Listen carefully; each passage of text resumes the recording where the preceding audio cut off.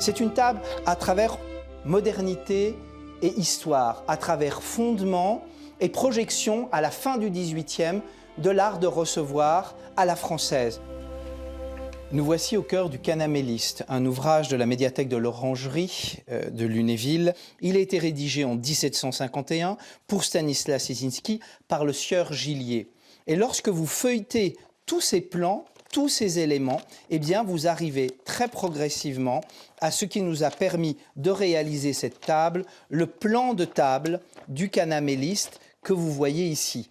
Vous voyez à l'intérieur de ce plan et dessiné sur ce plan des portefeuilles, des chinois, des décors de broderie, de pastillage et de forme. Le tout réalisé en faïence, en cristal, en verrerie, en sucre. Et nous retrouvons ces éléments à l'intérieur de cette table.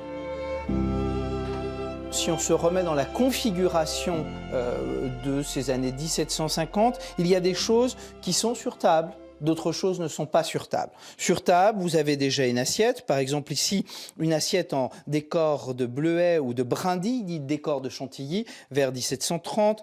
Une petite coupelle de cristal, plus tardive, mais qui peut permettre un consommé. Les couverts, mais toujours mis dans le sens inverse de la position des couverts que nous avons aujourd'hui, puisque le monogramme est traité pour être lu dans ce sens-là.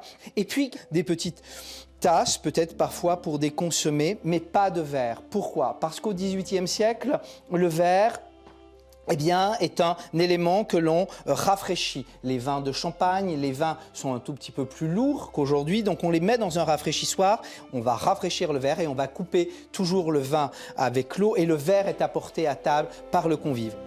Cette table pourrait vraiment être celle de Stanislas si on enlève cette notion de dressage. Vous y retrouvez, comme dans le Canaméliste que nous regardions tout à l'heure, eh bien un ensemble de chinoiseries. Ces statues évoquant le monde de la chinoiserie sont très en vogue au XVIIIe siècle. C'est le moment de l'orientalisme, de la période chinoise. Les manufactures de Lunéville, de Saint-Clément, de Niedervillers, les manufactures parisiennes vont créer tous ces ornements de table évoquant l'art de l'Orient, de ses voyages lointains.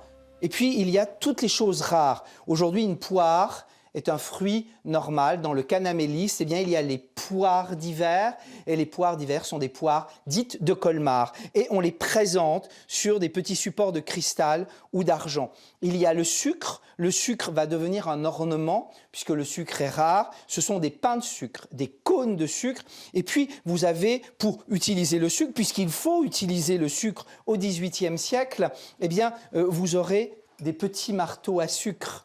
Nous casserons le sucre de cette façon-ci et puis nous le réduirons en poudre. Puis quelque chose de rarissime, ce sont des saleron avec un verre bleu en argent massif. Pourquoi un saleron? Le sel apparaît sur la table comme toutes les autres épices pour parfumer les viandes, pour renforcer les parfums, mais le sel est rare et l'on sait qu'il y a un impôt sur le sel. On sait que le sel est aussi une force financière. Donc l'avoir sur table au XVIIIe siècle est quelque chose de rarissime et d'exceptionnel. Donc vous pouvez voir à l'intérieur de ce très joli saleron en argent à décor de fleurs et de rinceaux, une verrine de verre bleu qui fait ressortir le grain blanc du sel.